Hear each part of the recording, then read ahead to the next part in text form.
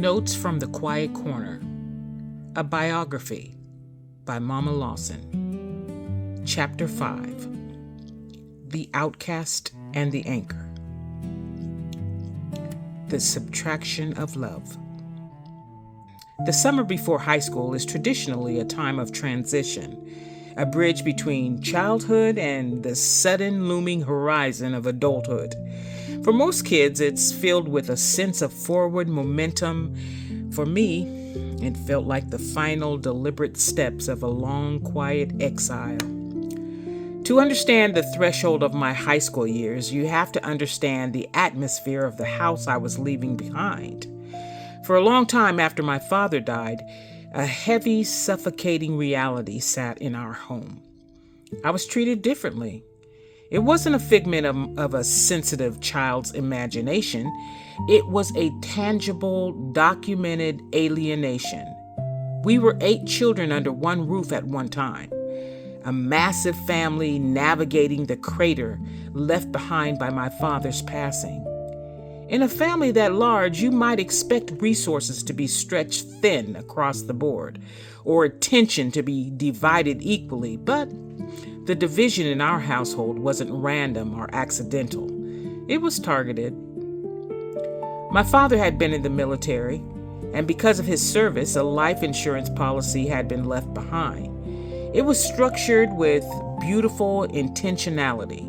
A specific designated amount of money was set aside for each and every one of us, meant to secure our futures, our educations, or a small piece of solid ground when we became adults. One by one, as my siblings reached the milestone, they received what was theirs. 7 of my brothers and sisters were handed our father's legacy. I was child number 7, and I was the only one who received nothing. My mother spent my money. When I finally confronted her about it, the argument didn't just expose a financial betrayal, it laid bare the emotional economy of our family. I was furious. I was screaming at the sheer, unadulterated unfairness of it all. I mean, why them and not me? What had I done to be erased from my father's final act of protection? But the money was gone, and in its place was a terrifying realization for a young girl. The only parent I had left in the world viewed me as an exception to her love. I was the too much child. I was too headstrong, too visible for the regular schools in Newburgh, because my spirit didn't bend easily. I was labeled the problem, and the solution to that problem was simple to my mom: remove me from sight. The cumulative weight of exile. I was the only one in my family sent away to boarding school. To a child, abandonment isn't just a single event. It's a cumulative, crushing weight that builds layer by layer. I mean, first you experience the sharp daily sting of being rejected by your peers on the playground and in the hallways, and then you look up and realize you are rejected by your teachers, the very adults paid to guide and nurture you.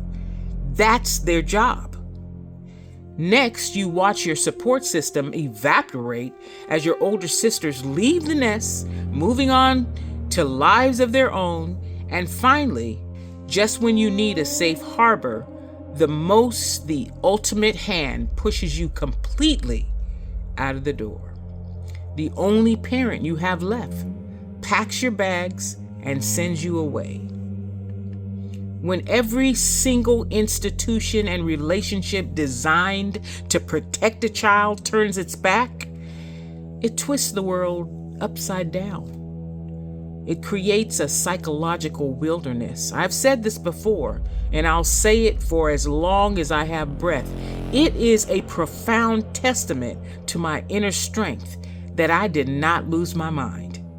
It speaks to a deep-seated, stubborn resilience that I did not fracture into schizophrenia or develop multiple personalities under the sheer weight of that trauma. A weaker spirit would have shattered into 1,000 pieces just to escape the reality of being that unloved.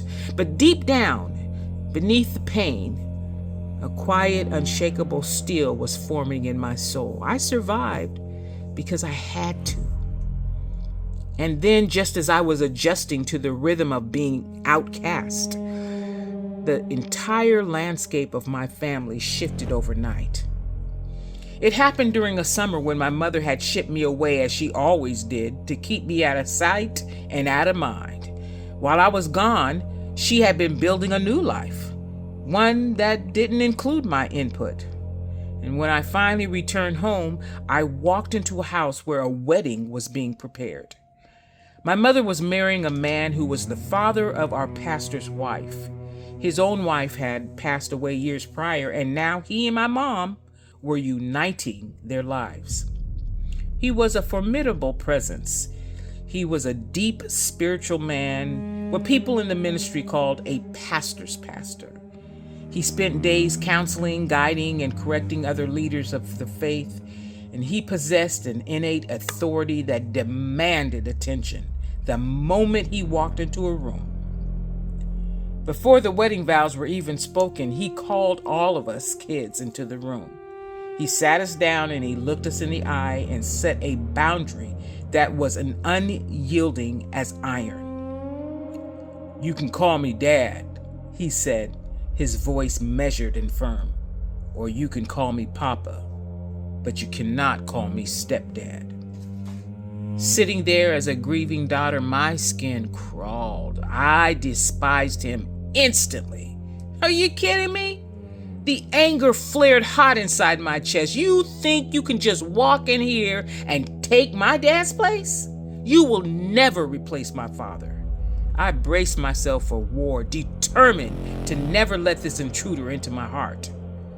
The explosion happened not long after they were married.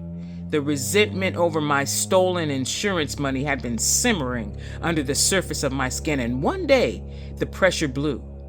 I got into a screaming match with my mother, pouring out all the years of built-up fury, yelling at her for the targeted betrayal, and suddenly, without warning, a sharp slap cracked across my face. The room went dead silent.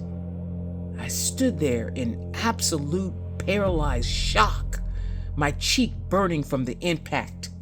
I looked at him, my eyes wide with disbelief and a rising, dangerous anger. "You put your hands on me?" I thought. "Who do you think you are?" None of my siblings said a word. My mother didn't step in, but before I could let loose, my new stepfather looked directly at me and delivered a line that would anchor itself in my memory for the rest of my life. "I know she's your mother," he said, unwavering, "but she's my wife, and nobody speaks to my wife like that." It was a volatile, profoundly confusing moment for a teenager. I was deeply angry that he had hit me. I was furious that no one in my family had stood up to defend me from the blow. And yet, beneath the smoke of my rage, a strange, reluctant spark of respect took root. In a house where loyalties were constantly shifting and I was always the outcast, I had just witnessed a man display a fierce, unshakable loyalty to his wife. He wasn't just trying to play a cheap part or bully us into its submission. He operated by a strict protective code. In time, as years unfolded, he would prove to be perhaps the most wonderful, righteous man to ever live. But in that exact moment, he was just a powerful, confusing force in a home where I was already drowning. And the currents were about to pull me under yet again. My mother was already actively searching for a new private school to send me to. The boarding school chapter was closing, and she needed a new place to exile her difficult child. The 4 a.m. shift. My mother's search for a new destination didn't go smoothly at first. She initially tried to enroll me into a cult-like school down the road. We found out in the later years that it was an actual cult. It was an insular, rigid place, but for reasons I never fully understood, something fell through with the paperwork or administration, and the arrangements collapsed. Undeterred, she kept looking. Just a bit further down the highway, she found a private Mennonite school. It was secluded, deeply religious, and entirely white. She signed the papers and enrolled me for my freshman year of high school. But there was a familiar catch. My mom could not or would not afford to pay the tuition. To secure my spot, a transactional compromise was made between my mother and the school administration, a deal that I had no say in, but one that I would pay for with my own physical labor. It became my brutal introduction to high school. Every single morning while the rest of the campus was enveloped in pitch black silence, my alarm would tear me awake at 4 a.m. My bones would ache with exhaustion as I dragged myself out of bed in the dark dorm room. While the other teenagers slept peacefully under their covers, I had to walk through the freezing morning air and report directly to the school cafeteria. My job was to work the grueling early shift, lifting heavy crates, prepping massive industrial kitchens, and cooking breakfast. And then came the most humiliating part of the arrangement. When the sun finally rose, I stood behind that metal counter wearing an apron, forced to serve hot meals to the wealthy, privileged white kids who were attending the school. I was an outsider in every sense of the word. I wasn't just the new girl, I was the working class help. I was the girl who had to earn her right to sit in the classroom by feeding the children of the families who didn't have to sweat for a single thing.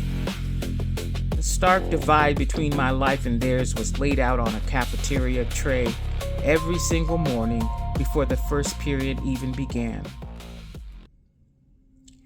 Pera negra and the deafening silence. Living in the dorms at the Mennonite school was an exercise in hypervigilance. For the vast majority of these students, I was the very first person of color they had ever encountered in their lives. They had absolutely no frame of reference for me, and their complete lack of exposure manifested as a suffocating daily ignorance. I remember the rituals of survival in that room.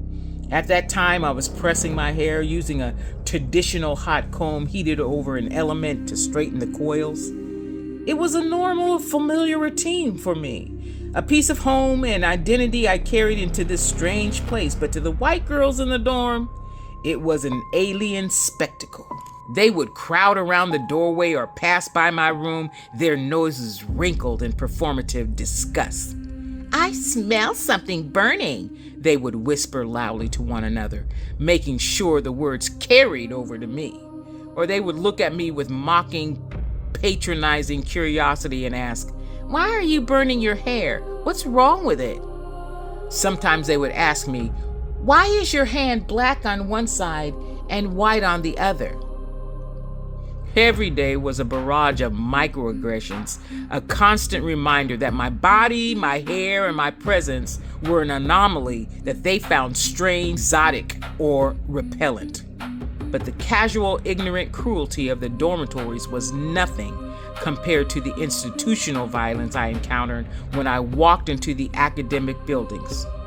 I will never forget sitting in my social studies class. It was a room where history, governance, and human societies were supposed to be taught with objectivity and truth. Instead, I sat at my desk and listened to the teacher deliver a curriculum that actively debated my very right to exist as an equal. They were legitimately teaching the class about the history of the United States by explaining that Black Americans were only 3/5 of a person. They weren't teaching it as a historical mistake or a past legal atrocity. They were presenting the concept in a way that felt like they were validating it. They were teaching a room full of impressionable kids that a Black human being was fundamentally incomplete, not a whole person. As the lecture went on, The ideological poison in the textbook turned into personal warfare. Two boys sitting completely across the room from me turned their heads. They looked at me, caught my eye, and began to chant. They didn't whisper. They didn't hide behind their hands. They looked right at me and said it loud enough to cut through the teacher's voice. Pera negra, black dog. They laughed, throwing the words across the room like stones, mocking my skin, my heritage, and my presence in their space. I was sitting the completely opposite side of the classroom, and the room wasn't large. The insults were vibrating off the walls loud enough that every single student in that room heard exactly what was being said. There was absolutely no doubt in my mind that the social studies teacher heard it. The words were impossible to miss. I braced myself, waiting for the authority figure to step in. I waited for him to wrap his hand on the desk, to demand silence, to send those boys to the principal's office, or to pull them out of the room. I waited for the adult to be an adult, but he did nothing. He didn't look up from his notes. He didn't clear his throat. He chose a coward's silence, letting the chanting continue, letting the humiliation wash over me while the rest of the class watched. They never protected me. Sitting in that classroom, watching the teacher ignore the hatred being hurled at a teenage girl, a terrifying crystalline clarity settled over my life. The pattern was complete. I looked back at my life and saw the unbroken chain of betrayal. I had gone from being unprotected by the peers and teachers in my elementary and junior high schools to being unprotected by my own mother in my own home to being utterly unprotected by the administrators, educators, and students of my high school. There was no shield. There was no safety net. There was no advocate coming to save me. No matter where I turned, home, school, church, or community, the doors of protection were slammed shut and locked from inside. I was 13 years old, standing on the threshold of my high school years, looking out at a world that felt entirely hostile. And I knew with absolute certainty that if I was going to survive this next chapter, I'd have to do it entirely on my own.